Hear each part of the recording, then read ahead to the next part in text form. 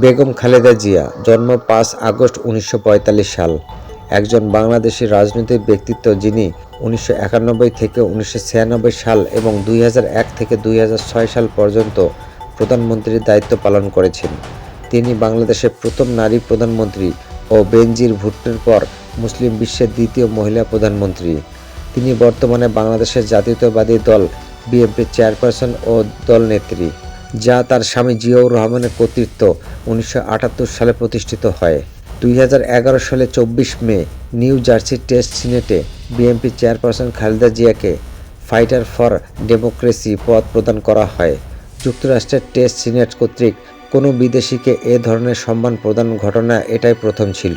পরবর্তীতে ২০১৮ সালে ৩১ জুলাই তাকে মাদার অব দ্য ডেমোক্রেসি সম্মাননা দেয় Canadian human rights international organization নামে একটি সংগঠন।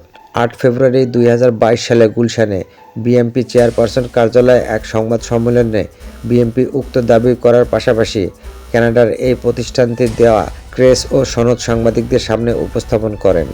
১৯৭৭ সালে তার স্বামী রাষ্ট্রপতি হওয়ার পর খালেদা জিয়া বাংলাদেশের ফার্স্ট লেডি হিসেবে জাতীয়ভাবে পরিচিত হন।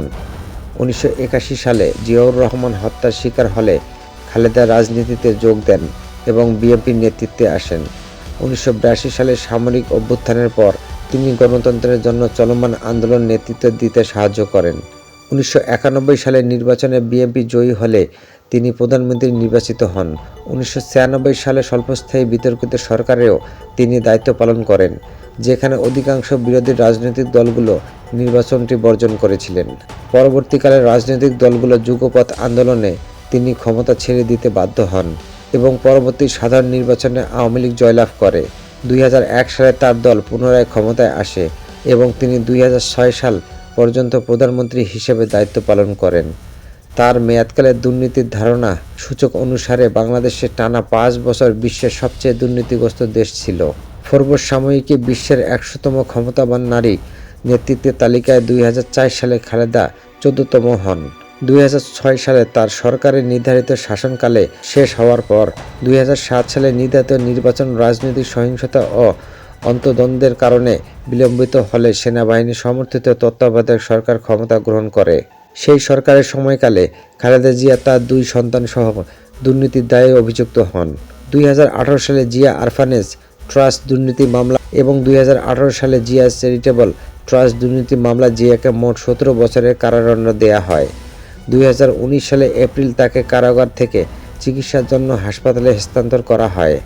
২০২০ সালে মার্চে মানবিক কারণে তাকে ৬ মাসের জন্য গৃহবন্দী করে মুক্তি দেয় শেখ হাসিনা সরকার এবং রাজনীতিতে কোনো ধরনের সম্পৃক্ততা নিষিদ্ধ করা হয়। পরবর্তীকালে জুলাই বিপ্লবের পর বাংলাদেশের রাষ্ট্রপতির নির্বাহী আদেশে খালেদার দণ্ড মওকুফ করে তাকে মুক্তি দেয়।